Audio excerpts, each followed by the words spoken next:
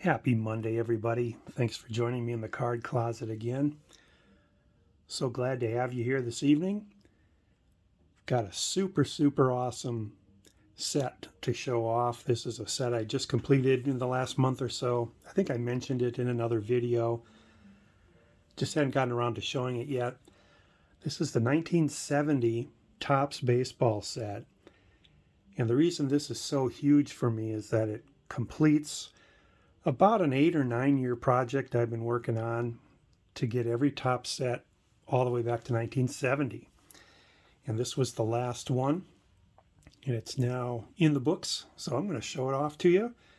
1970 Topps has 720 cards in it. Up to that time, it was the largest set they ever produced. The next year, they would break that record, and the following year, 1972, they'd break that record again.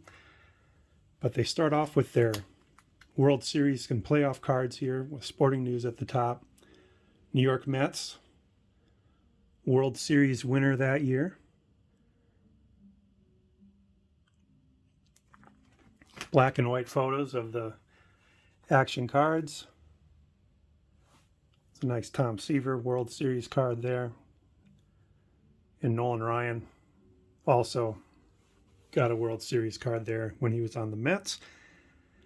So going through the American League, alphabetical order by city, we got the Baltimore Orioles. And one thing I like about this 1970 set is all the Hall of Famers that are in this set. So we've got Jim Palmer right there. We've got the Robinson brothers, Brooks and Frank. Manager Earl Weaver. Get to the Red Sox.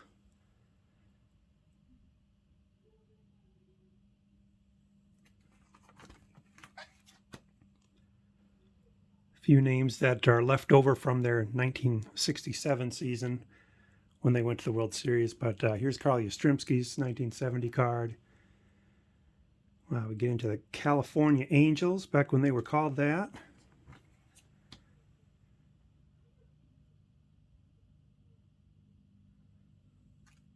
And then moving right along to the Chicago White Sox. Here's a Hall of Famer, Luis Aparicio. He'd go to the Red Sox in another year or two after that. But yeah, 700. Tommy John. Should be a Hall of Famer in my book. But 720 cards, that's a pretty sizable set, especially for that era. And the most valuable card in the set is actually not a rookie. Give you a couple seconds to guess what the most valuable card is in this set. The second most valuable card in the set is a rookie. And that's Thurman Munson's rookie.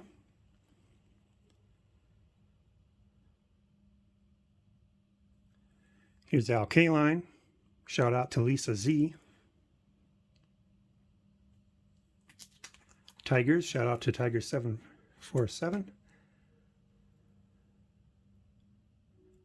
So the most valuable card in this set is the Nolan Ryan, which we will get to here shortly. Working our way through the Orioles. Lots of airbrushing going on in 1970. Here's Lou Piniella.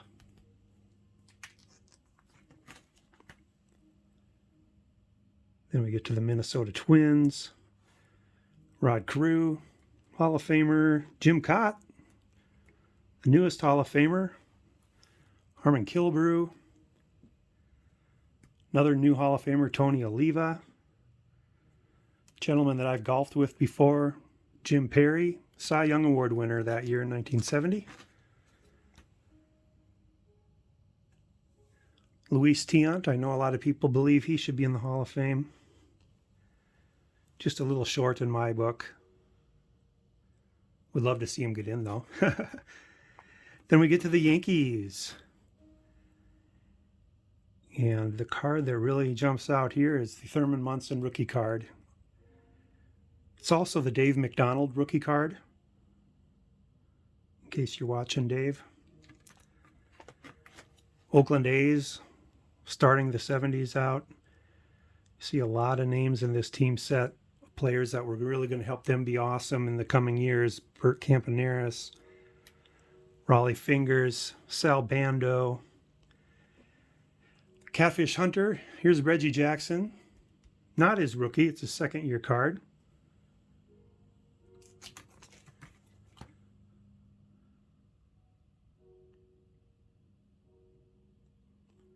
The Seattle Pilots, team that would become the Milwaukee Brewers. But they were the Seattle Pilots for 1 year, I think. Not a lot of big names on their team. I'm wondering if they had the expansion draft kind of situation like they do, like they've done more recently for new teams. And then we've got the Washington Senators, who would become the Texas Rangers. Not affiliated with the Washington Senators that became the Minnesota Twins. Here's a Ted Williams manager card. That's pretty cool. I like that one. Then they get into the All-Star cards, sponsored by Sporting News. So Carew and Brooks Robinson are the big names there. And got Reggie and Frank and Carl. Batting leader was Rod Carew. The home run and RBI leader was Harmon Killebrew. You know, I've mentioned this before, that when you see ERA leader cards, oftentimes it's not anybody you'd expect. And Dick Bosman led the league in ERA that year. Going over to the National League, we've got Pete Rose, the batting leader. Willie McCovey, the home run and the RBI leader. Proving me wrong, Juan Marichal, Steve Carlton, and Bob Gibson on the ERA card for the National League. And look at these big names: Fergie Jenkins, Tom Seaver. Then you get into the National League All-Stars: McCovey, Santo, Bench, Aaron, Rose, Marichal. Lots of good names. Here's a Hank Aaron card. His brother Tommy. So nice to have those two guys side by side there on the Atlanta Braves. Orlando Cepeda, Hall of Famer.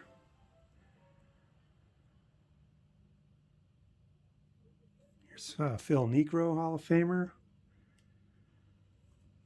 Hoyt Wilhelm, more airbrushing there. Then we get to the Chicago Cubs. We've got Ernie Banks,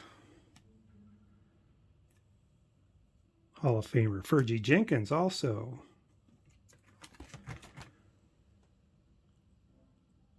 Ron Santo, Billy Williams, Hall of Famers. Then the Cincinnati Reds. Sparky Anderson with that lovely airbrushed hat there. Johnny Bench is a big card in the set. I think it's top 5 in value, if I recall. Lee May, I always remember him being on the Orioles. He was a favorite player of mine as a kid. Tony Perez, Pete Rose. The Big Red Machine was firing up. Here's Hal McRae, who would do a lot of good things for the Royals. We get to the Astros here when they were in the National League. Joe Morgan, before he went to the Reds.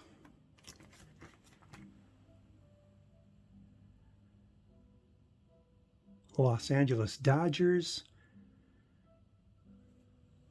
Manager Walt Alston. Hard to imagine an era before Tom Lasorda being their manager, isn't it? Hall of Famer Don Sutton. Here's Bill Buckner. Maury Wills, stolen base phenom. Here's the Montreal Expos before they became the Washington Commanders, I guess they are now. No, that's in football. Washington Nationals, sorry. Getting all confused with all the name changes recently. Not a lot of big names on the Expos here. Then we get into the World Champions. Don't you love it? They put World Champions on the top of the Mets team card. Hey, I forgot to look. Did the Chicago Cubs team card have the floating heads? No, they actually did a regular. They were still doing regular team all on bleachers kind of cards. So here's your World Champion team. The Mets. Gil Hodges was their manager. Jerry Koosman, cool card. Tug McGraw, he would also win one with the Phillies, as you know. And then here's that Nolan Ryan card right there. Tom Seaver, very early Tom Seaver as well. Very cool. Then we get to the Phillies. Shout out to Walkenbach. Start off here with Jim Bunning.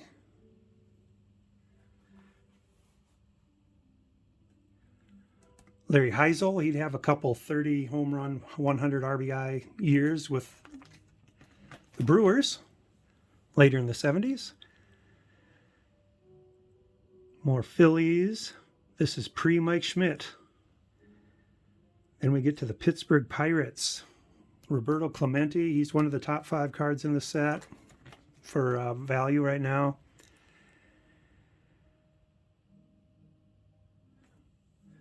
Bill Mazeroski, I guess, is technically a Hall of Famer.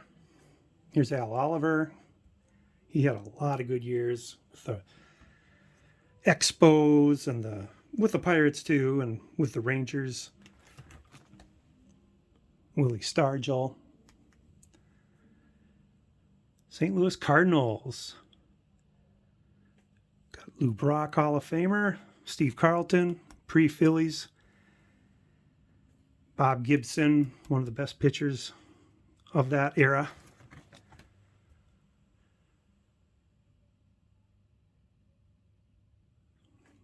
Joe Torre would have a great managerial career and a great playing career as well. We'll get to the San Diego Padres next.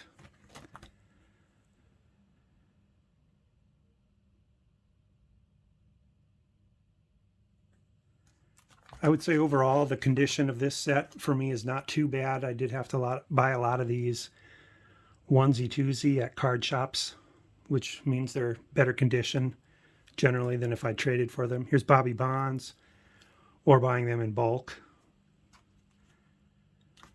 San Francisco Giants. Here's Juan Marichal.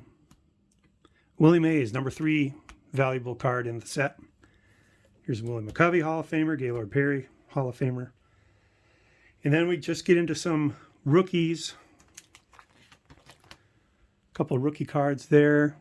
This Oscar Gamble card, for some reason, was hard to get. And then the checklist cards. A few of mine have writing on them, but like I've said many times, that doesn't bother me. So, just some quick info. If you're looking to complete the 70 set, there's about 90 high-numbered cards that you're going to pay for. And there's about 90 more semi-high numbered cards that are pretty reasonable, but, still a little bit. Overall, that makes 180 cards that are not standard and, or, higher end, less print run on them. So just keep that in mind. So anyway, 1970 is in the books. The decade of the 70s is in the books. Everything from 1970 to current is in the books. So that makes 52 consecutive Topps complete sets that I've got now. Don't have the 2022 yet. I'm waiting for the factory sets to come out. And kind of left wondering what to do here. I'm 52 down, 18 to go. Do I want to go back and shoot for 52 to current? I don't know. I'm thinking about it. We'll see how desperate I am. I've still got a basketball set and a football set to go. And then I'll really have to decide what to do.